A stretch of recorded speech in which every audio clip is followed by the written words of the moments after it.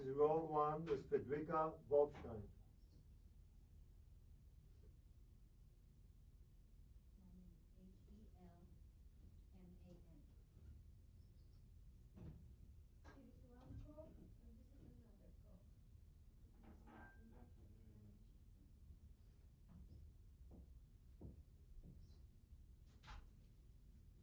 Today is March the 26th, 1996. The Shoah Foundation is interviewing Fryderyka Wolfstein. The interviewer's name is Debbie Hellman. The interview is taking place in Los Angeles, California, and the language is English. My name is Debbie Hellman, Debbiehelman. Today is March 26th, 1996, and I am interviewing Fryderyka Wolfstein in Beverly Hills, California. The interview will be conducted in English. Mrs. Wolfstein, could you state your name and spell it, please? Yes. Fryderyka, Fryderyka, Wolfstein, Wolfstein. Was this your name at birth? Fryderyka Kurzweil, born Kurzweil.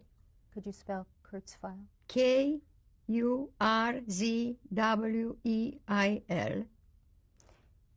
Did you go by any other names? No.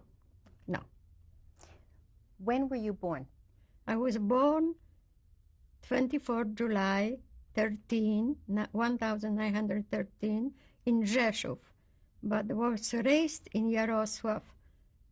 This is a city in Galicia on the River San. And how old are you today? I am 82. What were the names of your parents? My father's name was Jacob Kurzweil, and my mother's name was Berta Kurz. Where were they born? They both have been born in Poland. My father was born in Jarosław and my mother in Rzeszów. When they married, they lived in Jarosław. Did you have brothers or sisters? I have two sisters. One half-sister, Zofia, she was 3 years older, and Stephanie, the youngest, she is 8 years younger. Mm-hmm. What language was spoken in your home as a child? Polish. We spoke only Polish, but my parents lived under Austrian occupation. They used German language, and we understood very well German language. So when they sometimes wanted to speak something the children wouldn't understand, they have spoken in German. Besides that, my father had a big family in Vienna. His sister for years was living there with her family, and during the First War, they left Poland for a few years, and because it was epidemic cholera in Poland, they left, and they stay in Vienna. But after the war ended, they returned to Poland. Okay. What type of work did your father do? My father was in brewery business, and he was making a nice money, and the business was he inherited from his father, who was very rich, and because of the war he lost the valuation, he lost a lot. Brewery meaning he made beer? No, they have before, but lately they have businesses. Yeah, yeah. Tell me about growing up in Yaroslav as a little girl. Yaroslav was rather a small city, only 35,000 population, but have a lot of Jewish population, and we have a good life before war. I attended gymnasium, and my sister, after finish gymnasium, was studying at University at Lwów. And life was not so bad for us. My father makes a nice money, and my mother didn't work. What were Jewish holidays like in your home? My mother was very religious, and we always have holidays, and she, on Friday night, she light the candles. So, and we celebrated the holidays, the big holidays, and we always went to the temple. That was, yeah. Did you experience any anti-Semitism in the city? Yes. When you were a child? In when I finished gymnasium, and I finished gymnasium in 1931, and I couldn't get a job. It was very difficult for us to get a job because of the anti-Semitism. Yes, I work only part-time in the bank, and in 1931, something very bad happened to our family. Our father died on the street on heart attack, and they brought him home dead. My mother almost lost the whole business because he signed a very bad contract before he died. And so she was left with 3 children, and she didn't have any special profession. It wasn't so good, but she managed, yeah. Mm-hmm. In 1938, I married my husband, Dr. Moshe Wolfstein. He was a physician, and he practiced in the vicinity of Lublin, in a small place. In 1939, my daughter Anita was born. She was only 4 months old when the war started. We have been not prepared for this disaster. We have been, the bombardment at once before the German came was terrible. I remember running to the basement with my baby. In the German pretty soon occupied the city, and they kill at once a few people, and a few days they declare Yaroslavl Judenfrei. Judenfrei, this means that every Jew has to leave the city and leave everything only to take a hand luggage. When my mother and my sister left Yaroslavl with my uncle, the German allowed me to stay because I had a 4-month-old baby. But the next day, 2 German officers came and said in 24 hours I have to leave the city, because if not, they are going to kill me. They even put a gun to my breast. And so I didn't have any choice. And in the morning, I took a hand luggage and put my baby in the carriage and left the city. In meantime, the German, the Russian make a pact, and they, about the territories. The River San was a border between them. When I left the city and came to the River San, they didn't have any bridge anymore, only a footbridge. So I didn't know what to do, but I saw a few German soldiers and asking me to help me. And they really helped me. They took the carriage and to the opposite side of the river.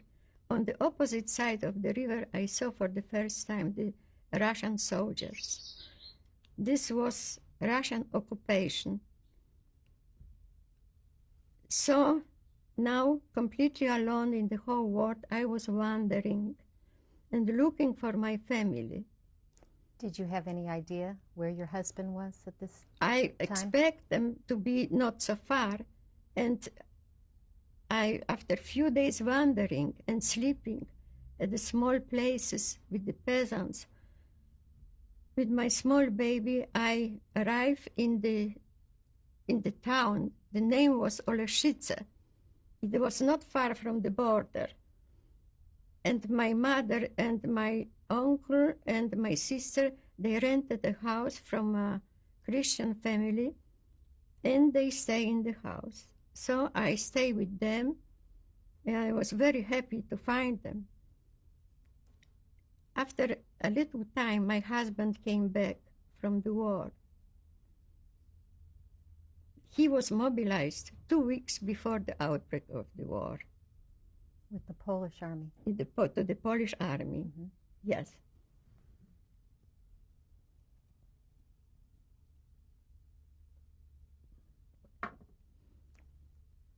So when he came back, I was so happy to see him.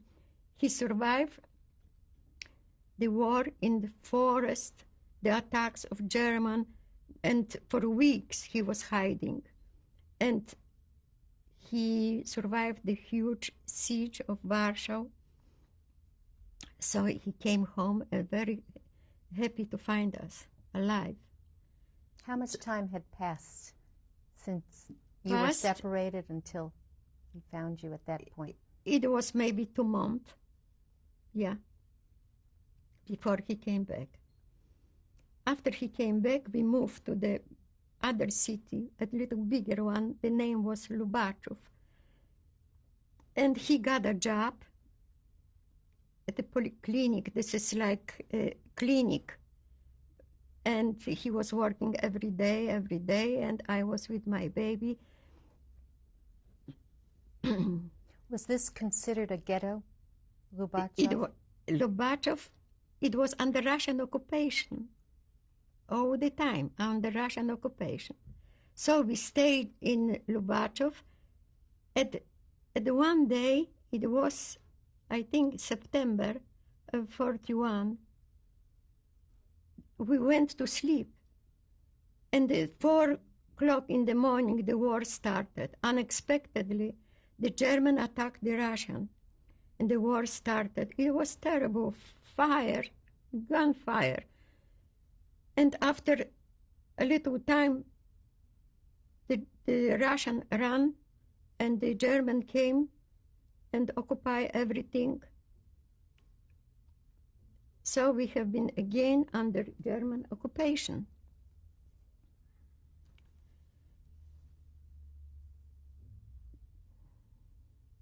We moved back to Oleshice because it was a smaller place, and my husband got a job in the ghetto clinic, and he was practicing around, so he managed to get a lot of food and other things. His family came to the same place, his 3 sisters with children, with husband, and my mother with my sister came also. We have been everybody was together, and it was enough food for everybody because he was practicing around. So the German, from time to time, took the young people and to arbeits, to the work, lagers, kill some people. One day I was standing and looking in the window. I saw 2 German soldiers stop on the street. An older man took a match and put the fire to his beard. The man was on fire. I was shocked. And this, for the first time, I realized they are going to kill me, my baby, everybody. And I don't want to die. I don't want them to kill me. And I am going to do anything to save my life and my baby. And I am going to fight them to the end.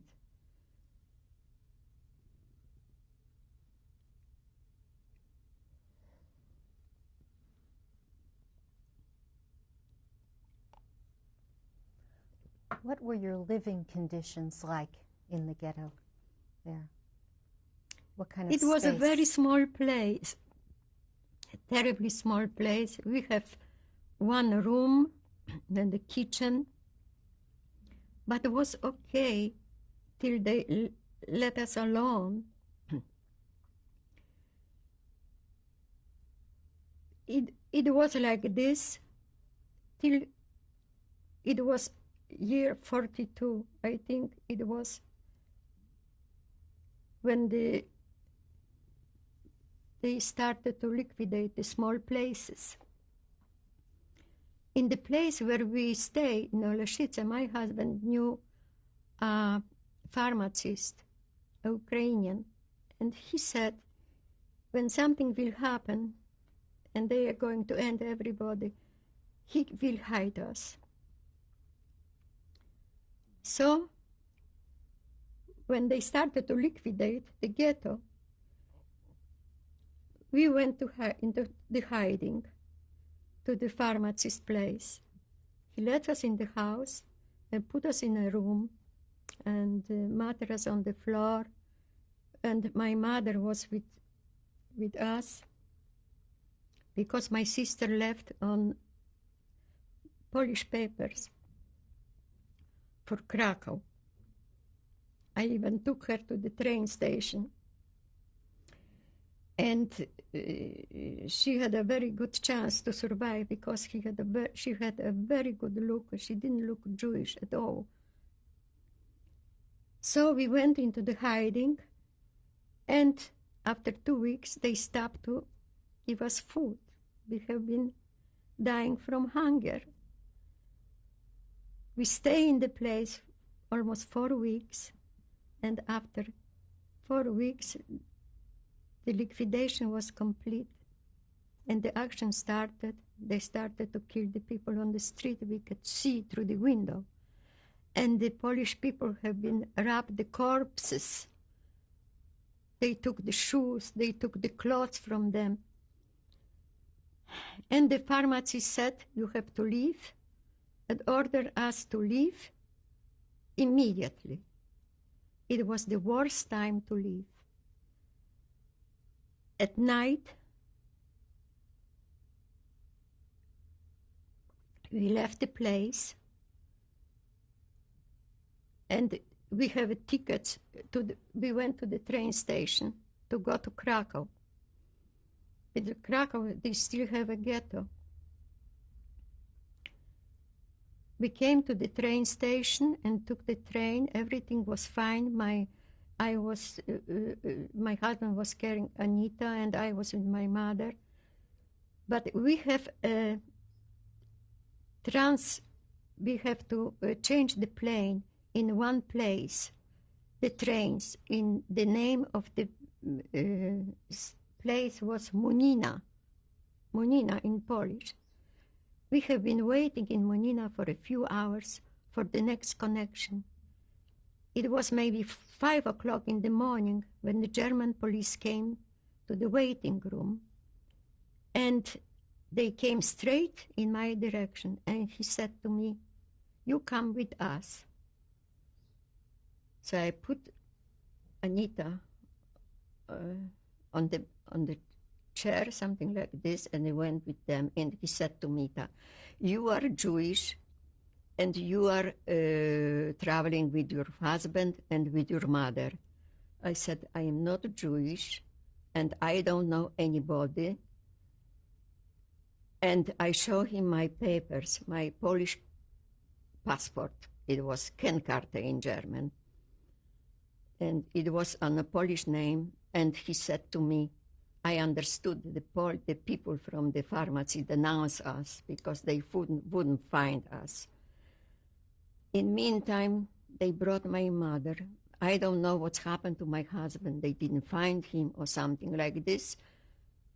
Or he disappeared. I didn't know at that time. So, and he said to me,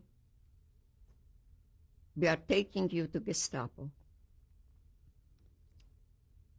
The next train was to Przemyśl. He pushed us, terrible, into the train, and we traveled. After we came to Przemyśl, from the train station to Gestapo is pretty far, maybe two kilometers. And we have been so tired, and we have a hand luggage. And he said to me, "You have money?" So I had 2,000 zloty. I gave him. I was thinking maybe he will let us go. But he said, "That's nothing. Gold, jewelry." I said, I didn't have it. So he took us to Gestapo. Some Polish people saw us in the street. Some abused us. And when we came to the Gestapo, it was maybe 7 o'clock in the morning. It was 3 Gestapo men in the office, and they ordered us to take the clothes, because they have been looking for jewelry too, for gold, but we didn't have anything. So they said, put us in the jail. From Gestapo. Who were you with? Your I daughter? was with mother and with Anita. We have been carrying Anita. Anita was a small baby.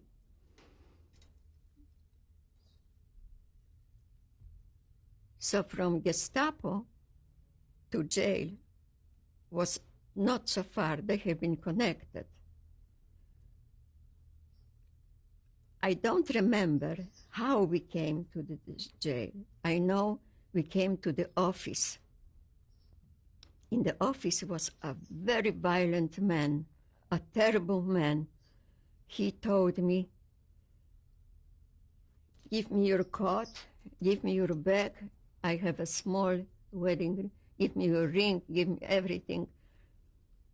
And my mother said something to this, and he beat her up. That's, I will never forget to the end of my life when he beat her up. Oh boy. And later they put us in the jail, in the cell. Do you remember this man's name? No, I don't. I don't remember. He was not a real German. He was a Volksdeutsch. Volksdeutsch is ethnic German. And they have been the worst.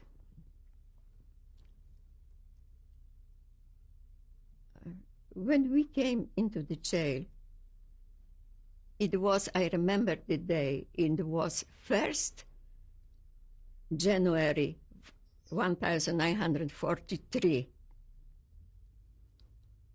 It was a very huge jail, but it was so cold, everything frozen, snow everywhere.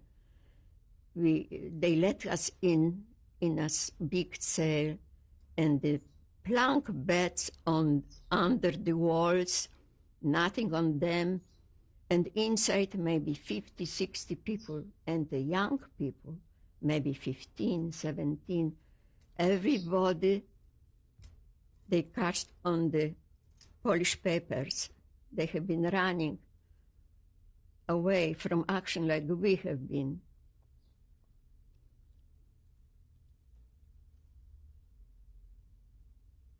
It took us maybe, the next day we have a hearing. At the hearing was a German Gestapo man. His name was Karl Schwamberger, I don't remember. Reisner. Karl Reisner? Mm-hmm. Yeah. When I came, and he asked me first, "Are you Jewish?" I said no. He punched me in the face so terrible on my left side that to this day I can feel something here, and my teeth got completely loose. I probably black out.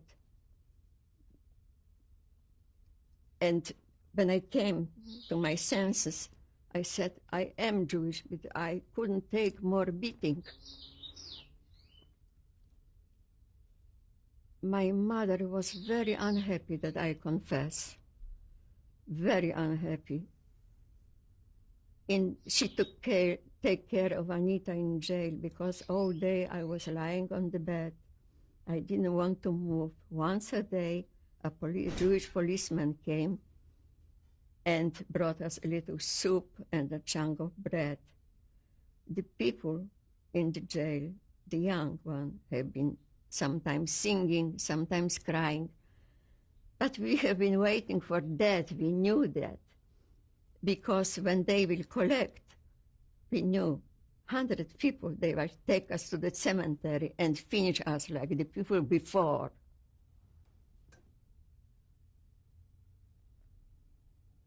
How did you know this about the people before?